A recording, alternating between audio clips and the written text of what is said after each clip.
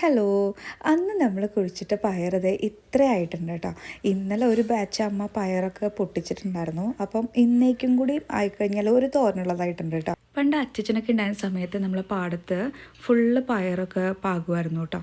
ആ സമയത്തൊക്കെ നമ്മൾ രാവിലെ ഒരു 7 മണിക്ക് നമ്മളെല്ലാവരുടെ കയ്യിലും ഓരോ കുഞ്ഞു കുഞ്ഞു ബ്ലേഡിൻ്റെ ഒരു കഷ്ണം തരും. എന്നിട്ട് പറയും തുടങ്ങിക്കോ എന്ന് പറയും.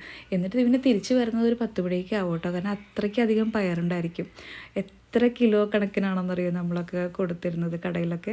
ആ ഒരു സന്തോഷം തന്നെ കേട്ടോ ഇപ്പോഴും. പക്ഷേ ഇപ്പം പയറുണ്ടാക്കുന്ന ക്വാണ്ടിറ്റി കുറഞ്ഞെങ്കിലും ഇങ്ങനെ കുറച്ചൊക്കെ ഉണ്ടാക്കുമ്പോൾ ഭയങ്കര ഹാപ്പിയാണല്ലേ.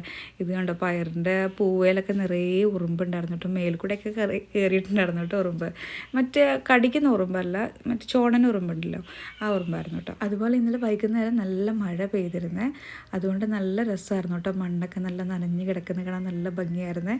അതുപോലെ പയറിൻ്റെ ഇലയിലൊക്കെ നന്നായിട്ട് ഇങ്ങനെ വെറ്റായിട്ട് കിടക്കുന്നുണ്ടായിരുന്നു കേട്ടോ. അപ്പോഴാണ് എനിക്ക് പണ്ടത്തെ കാലം ഓർമ്മ വന്നത്. അതായത് നമ്മളൊക്കെ പോണ സമയത്ത് രാവിലെ നല്ല മഞ്ഞായിരിക്കും. അപ്പം നിറയെ ഇങ്ങനെ മഞ്ഞ് വീണിട്ട് നല്ല വെള്ളം ഉണ്ടായിരിക്കും പയറിൻ്റെ ഇലയിലൊക്കെ. അപ്പം എനിക്കത് ഫീൽ ചെയ്തു. അതുകൊണ്ടാണ് ഞാൻ ഈ സ്റ്റോറി പറഞ്ഞത്. അങ്ങനെ കുറേ പയറ് പൊട്ടിക്കാനൊന്നും കിട്ടിയില്ല. ഒരു കുഞ്ഞി കൈപ്പിടി അത്രേ കിട്ടിയുള്ളൂ കേട്ടോ. പിന്നെ കുറച്ച് കോവയ്ക്ക ഉണ്ടായിരുന്നു. അപ്പോൾ കോവയ്ക്കയും പയറും കുറച്ച് കായും ഒക്കെ ഇട്ടിട്ട് ഒരു തോരൻ ഉണ്ടാക്കാമെന്നൊക്കെ വിചാരിച്ചു കേട്ടോ. ഇതിൻ്റെ കൂടെ തന്നെ നമ്മൾ തക്കാളിയും വെച്ചിട്ടുണ്ടായിരുന്നു കേട്ടോ. പക്ഷേ തക്കാളിയിൽ അങ്ങനെ പൂവ് മാത്രം വരുന്നേ ഉള്ളൂ, കായായിട്ട് അങ്ങനെ വരുന്നില്ല കേട്ടോ. പൂവ് വന്നിട്ട് നേരെ അങ്ങ് പൊഴിഞ്ഞു പോവുക. പക്ഷേ ഉണ്ടായി വരുന്നുണ്ടെന്ന് തോന്നുന്നുണ്ട്. കാരണം കുഞ്ഞിതായിട്ട് ഇങ്ങനെ കുഞ്ഞി പച്ചമണി പോലെ ഇങ്ങനെ വരുന്നുണ്ട് കേട്ടോ. ഇത് കുഴിച്ചിരുന്ന സമയത്ത് അമ്മ പറയുകയാണ് കേട്ടോ, എൻ്റെ ഡെലിവറിയുടെ മുന്നേ എന്തായാലും നമുക്കിതൊക്കെ കഴിക്കാനുള്ള ഭാഗ്യം ഉണ്ടാവും എന്നൊക്കെ.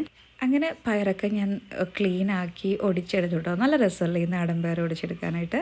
എനിക്ക് ഭയങ്കര ഇഷ്ടമാണ് കേട്ടോ. നല്ല അങ്ങനെ ടക്ക് ടക്ക് ടക്ക് എന്ന് പറഞ്ഞിട്ട് പോരും. അങ്ങനെ പിന്നെ അമ്മ ബ്രേക്ക്ഫാസ്റ്റിൻ്റെ പണികളിലൊക്കെ ആയിട്ടല്ല